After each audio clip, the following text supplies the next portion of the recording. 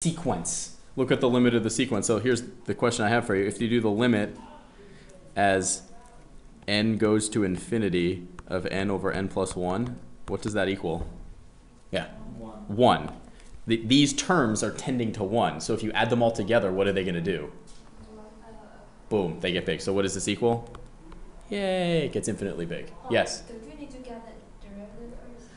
No, the question is asking on this one, I'm trying what I would love to be able to integrate.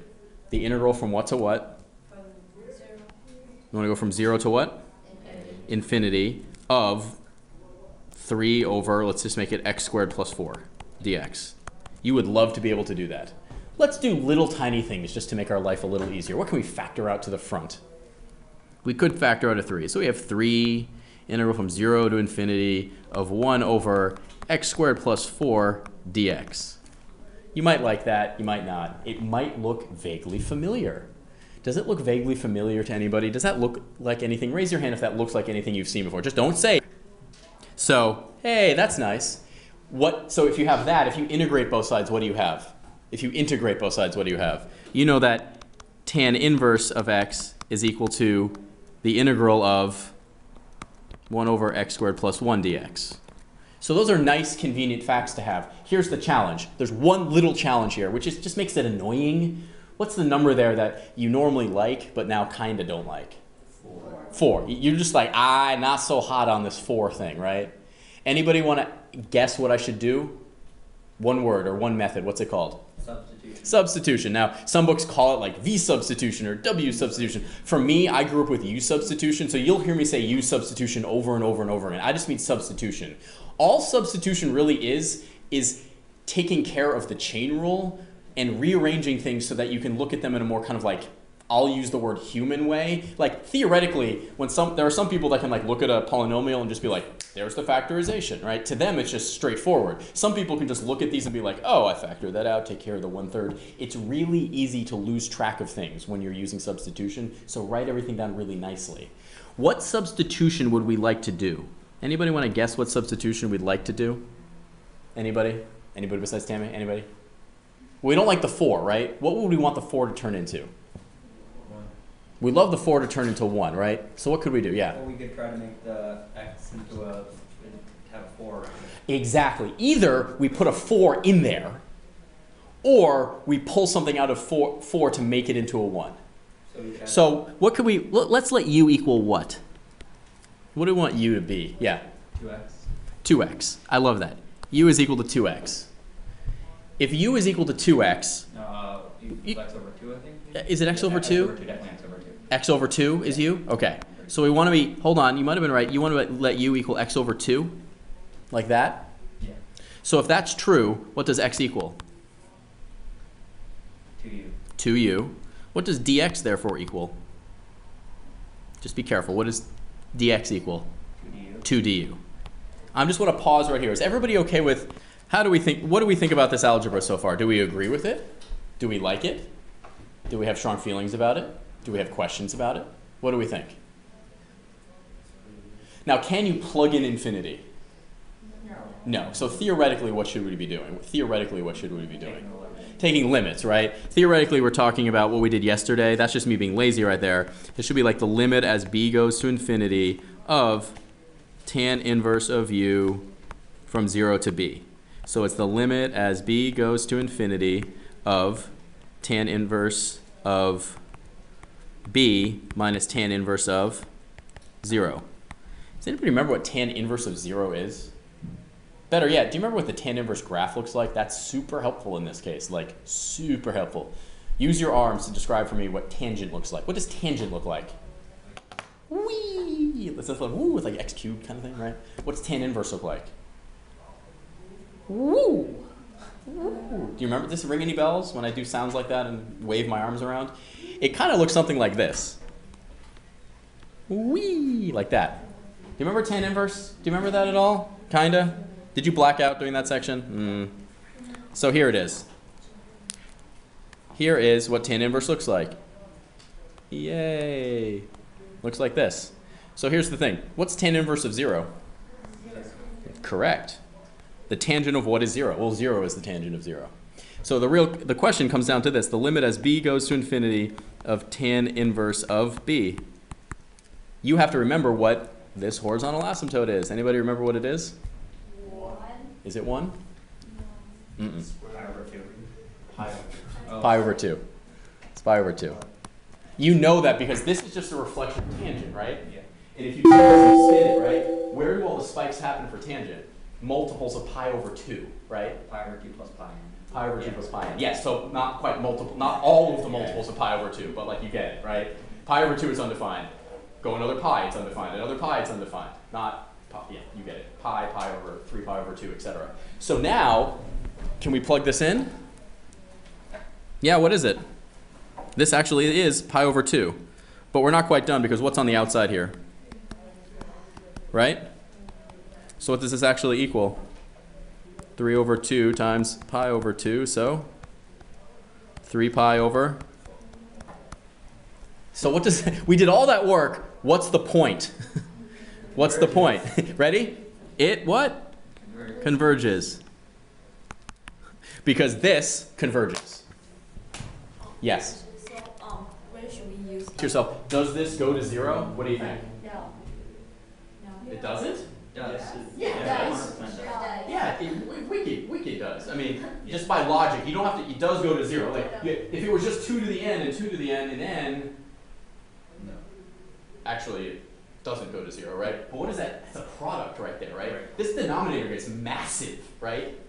The denominator gets massive, this one gets big, but not as fast. So does this go to 0? Do the terms go to 0? Yes. So does it have a chance of converging? Yes. Yes. Yes, it does. So Tanmay brought up a really great observation, which is, remember how we said, like, if you have two things that are convergent and you add them together, it's convergent? Well, you can do that backwards. You can try to break things up into smaller pieces. Smaller generally means easier to work with.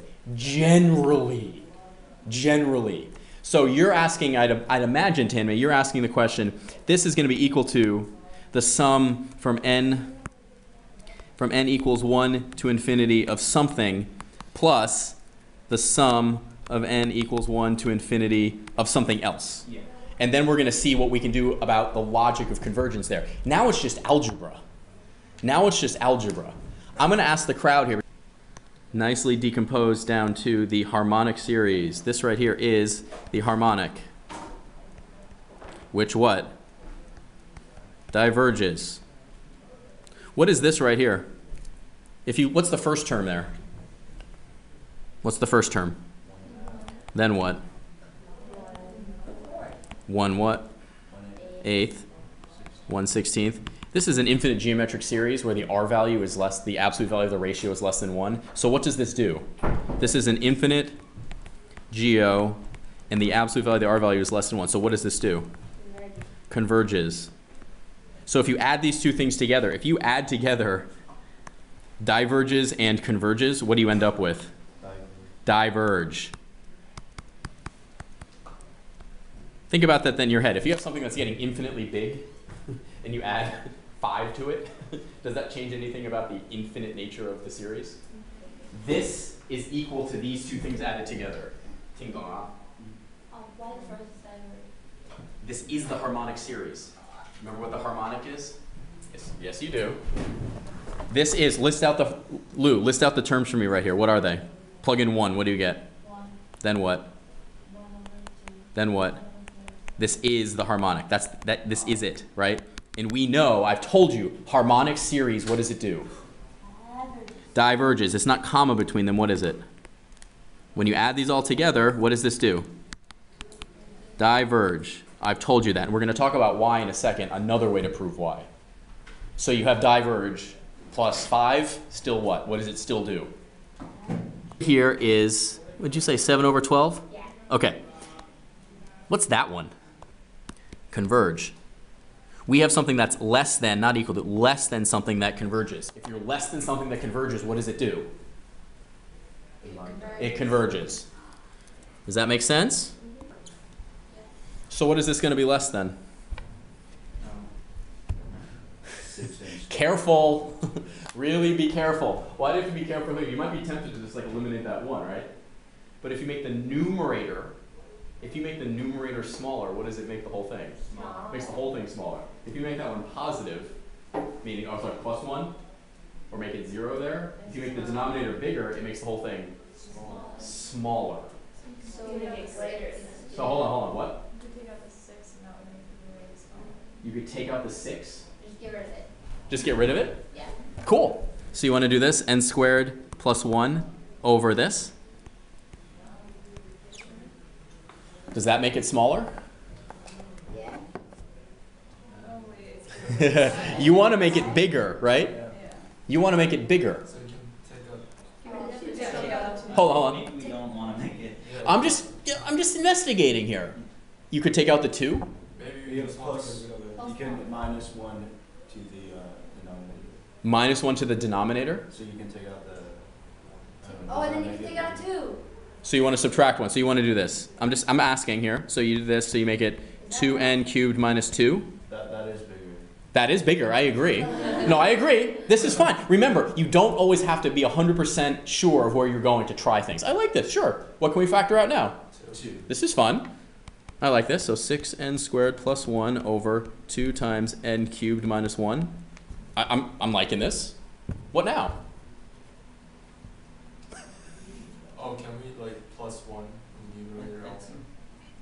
Any suggestions? I think maybe we don't want to find something bigger. Maybe this might blow up and just. Ah, so here's the thing. Just because it could converge doesn't mean it's necessarily going to converge.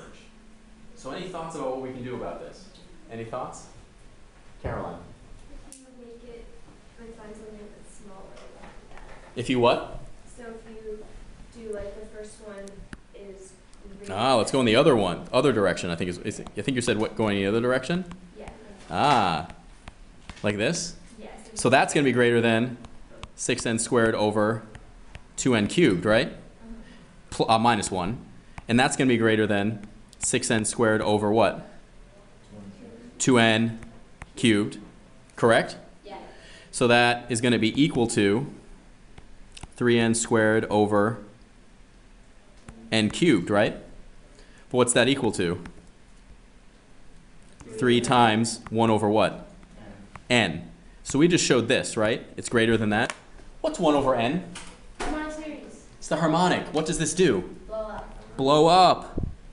And you multiply by 3, it gets even more blowed up. It gets even more blowed up. I think we need to write a calculus textbook with the vocabulary of like 5-year-olds. I think that'd be a really good theme, actually. You could do that.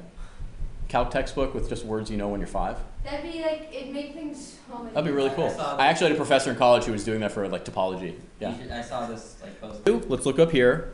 If this thing right here is an right there, this is what we're going to do. The limit as n goes to infinity of an over 1 over n squared.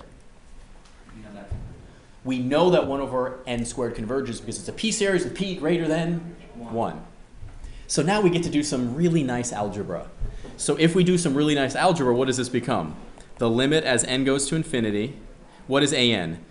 N squared plus 6 over n to the 4th minus 2n plus 3. And dividing by a fraction is the same thing as multiplying by the... Are we okay right there? I just didn't want to write a compound fraction. Are we good? Okay. Does something nice happen here? What do we end up with? N to the plus 6n squared all over what? N to the 4th minus 2n plus 3. And you know this because you took pre-calculus. Can you tell me what this limit is? What is it? Come on. What's the power of the top? What's the power of the top? What's the power of the bottom? So what are the only terms that matter? The first ones, the ones tied. So what does it come out to be? 1. Okay.